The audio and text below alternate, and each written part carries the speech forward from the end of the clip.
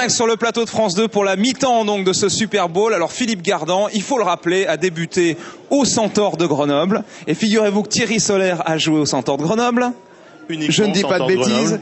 Et nous avons donc l'ancien président des Centaures de Grenoble, Laurent Lambert. Salut Laurent. C'est une bonne surprise ça, hein, Philippe. C'est super. Pour moi. Je suis très content de voir tous ces Grenoblois autour de la table. Exactement, c'est la mafia, comme disait tout à l'heure. Très content. J'en connais qui doivent être fous devant leur écran ce soir-là. Bah, ça c'est sûr, hein, du côté de Grenoble. Et puis Klaus Drexel, qui non seulement a joué au Centaure de Grenoble, mais va sortir cette année son premier long métrage, puisqu'il est réalisateur de cinéma maintenant avec André Dussolier et Miu Miu. Salut Klaus. Bonsoir. C'est vrai que vous aviez gagné le casque d'argent, c'est-à-dire vous avez été champion de France de 2e division.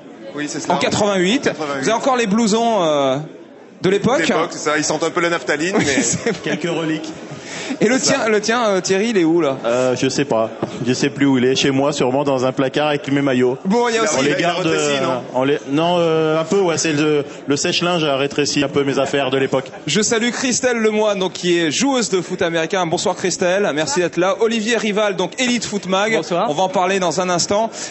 Juste quand même, qu'est-ce qui a changé en 20 ans dans le foot américain français, puisque donc vous étiez à l'époque, il y a une vingtaine d'années, hein, tout juste, hein, ce titre. Hein. Laurent.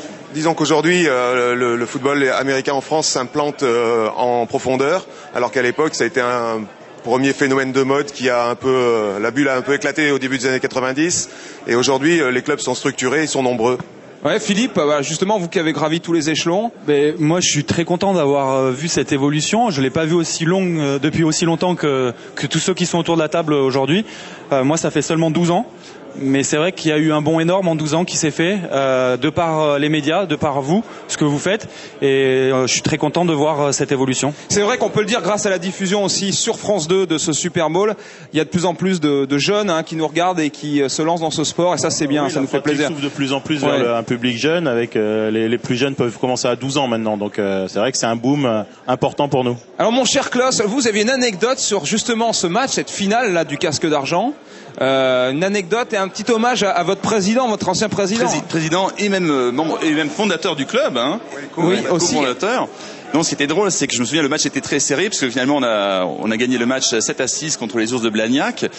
Et donc on était près de marquer, et puis donc dans le drive, l'action qui devait nous faire marquer à un moment, d'être une passe sur moi. Et il y a eu un sac à ce moment-là. Et l'action suivante, en fait, était une course de Laurent Lambert. Et qui a donc marqué, et c'est lui qui a marqué le touchdown de la victoire. Victorieux, ouais. Et c'est vrai que normalement j'aurais dû regretter de ne pas avoir marqué moi le touchdown, mais le fait que ce soit le président du club, je pense que c'est quand même une belle histoire, et je pense que c'est encore beau aujourd'hui. Ah oui, il faut quand même préciser que c'est Dominique Brizard qui avait marqué la transformation qui nous avait donné la victoire. Bon, il y a Patrick Giraud, Régis Berardi, ils sont derrière vous, ils sont venus aussi, les Centaures, on les voit derrière Laurent Lambert, avec les blousons. En plus, c'était avec des bouts de ficelle, non? J'imagine financièrement que vous faisiez vivre ce club. Oui, c'est parfois encore le cas, hélas, mais oui, on se débrouillait avec les moyens du bord. Avec les cotisations. C'était vraiment l'esprit pionnier. C'était le lancement de la discipline en France, donc tout le monde mettait de sa poche. Souvent les 2-3 derniers matchs de la saison, fallait payer les joueurs payer le bus. Mais c'était vraiment l'esprit qui prévalait à cette époque-là. Les joueurs à l'heure actuelle sont un peu mieux choyés et les clubs sont mieux organisés, donc ils ont oublié un petit peu ce côté-là. Vous, Philippe, vous avez débuté à quel âge en fait là? Moi, j'ai débuté à 16 ans. Assez tard donc. J'ai débuté assez tard. J'ai eu la chance d'être encadré par des gens comme Laurent, justement, qui était président, coach, joueur. Justement, ça montre juste l'implication que tous ces passionnés de foot américain ont pour le foot américain justement et pour le faire se développer. Et c'est vrai que c'est un bond énorme qui s'est fait en 12 ans déjà. Et vous deviez être fier quand vous deviez le voir aux États-Unis. C'est un faible mot de le dire. Mais nous avons eu la chance, en plus de Philippe, d'avoir déjà un premier joueur formé au Centaure qui a joué en professionnel, Thibaut Giroud. Donc il faut reconnaître qu'au Centaure, on est particulièrement fiers de ces résultats-là, même si effectivement ils le doivent à eux-mêmes avant tout. Et le foot américain mène à tout, puisque Klaus maintenant est dans le cinéma. Donc ça sort quand? Une affaire de famille? Affaire de famille, voilà, le 4 juin avec André Dussolier et Miu Miu. Premier long métrage pour Klaus quand même. C'est un événement et c'est un super film. Franchement, merci, je peux le dire un petit peu à l'avance, que j'en ai vu quelques extraits. 4 juin, mercredi 4 juin, pendant l'Euro et Roland Garros. Ben, l'Euro commence le 7, je crois. On est juste Oui. avant le début de l'Euro, exactement. Et pendant Roland Garros, une actualité sportive. Film policier et qui se passe à Grenoble.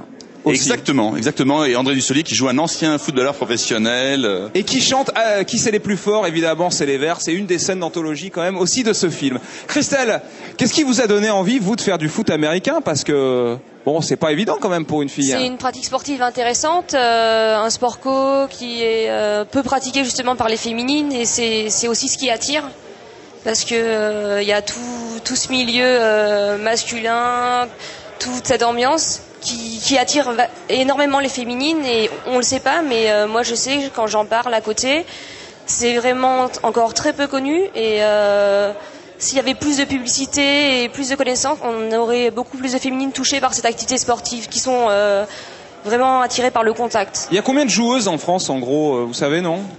On est très peu, mais au niveau Ouais. des chiffres, je sais pas. Thierry? Ça fait La 3 BTN, ans. hein, Ça fait 3 ans qu'on organise des regroupements pour les filles. Donc nous on a recensé une cinquantaine de pratiquantes.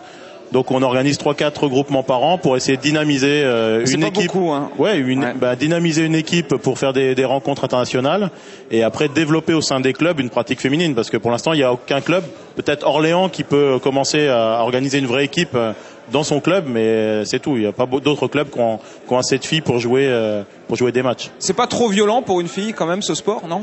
Non, c'est pas si violent que ça. Surtout que nous, on travaille, comme on est peu, on travaille plus sur différents postes. On apprend un petit peu les techniques, ce qui joue, mais c'est pas si violent que ça. Enfin, on a des protections.